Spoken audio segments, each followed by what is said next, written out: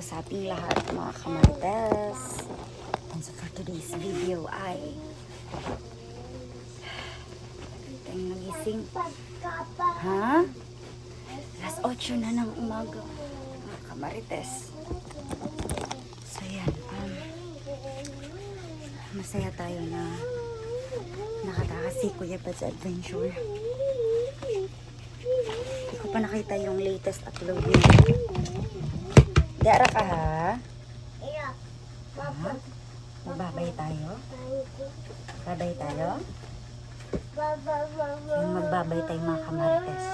Kasi bibili lang tayo ng ulam. Umaga naman. So mga marites, hindi naman tayo dapat na malungkot sa nangyari kay Kuya Bad's Adventure kasi alam ko na matapang siya na tao. Nung una pa lang na pagkakilala ko sa kanya mga kamarites ay matapang na siya na tao kaya hindi tayo dapat na mag-alala.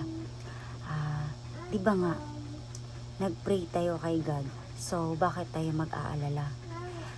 May nagko-comment po sa akin na parang masaya daw tayo. Of course, masaya tayo kasi may tiwala tayo sa kakayahan ni Kuya Bad's Adventure na lumaban sa mga masasamang tao.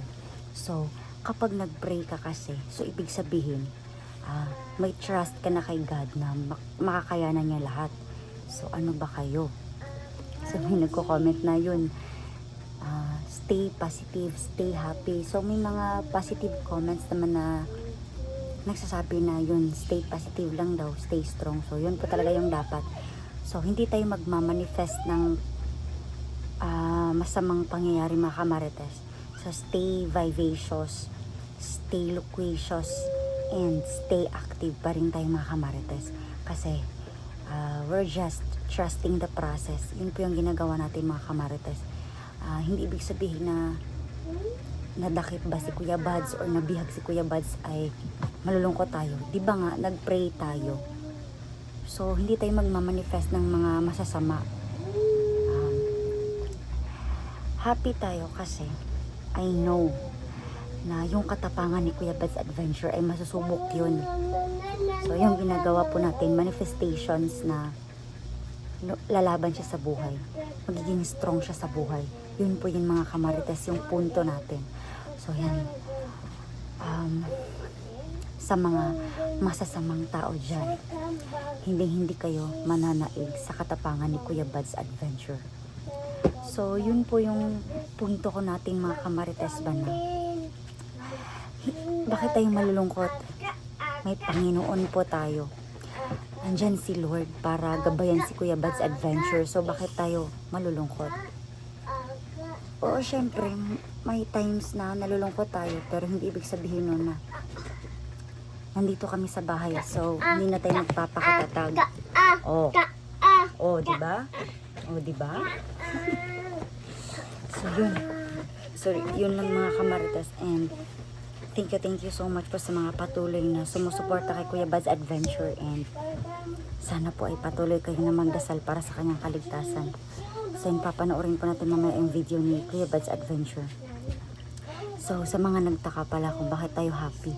So, happy tayo kasi may sinabi sa akin si Kuya Bad's Adventure dati nung andito pa siya sa bahay.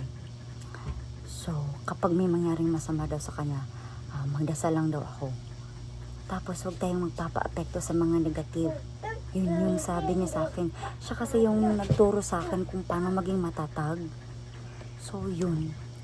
Bakit hindi na lang tayo maging positive thinker na tao? Yun yung dapat ating gawin na sa kabila ng mga pangit na nangyari kay Kuya Bad's Adventure. After that, magkakaroon na naman ulit yan ng happiness. Kasi wala ngang masama na nananaig. Yung kabutihan talaga yung nananaig sa mundo mga kamarites. Kaya po ako always happy. Kaya always ako vibey. Yun. Happy lang tayo kasi nagdarasal naman tayo.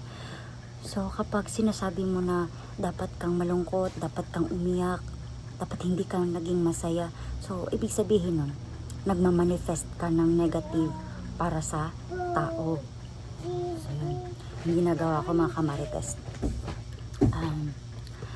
Manifestation po ito na makakayanan po ni Kuya Bad's Adventure yung lahat ng mga pagsubok na dumating sa kanyang pag-explore. So yun lamang po mga kamarites. Magdasal tayo. Hindi tayo mag-manifest ng kasamaan. So yun lamang po mga kamarites, at bibili pa kami ni Juno ng ulam namin this morning. So bye mga kamarites and stay alive.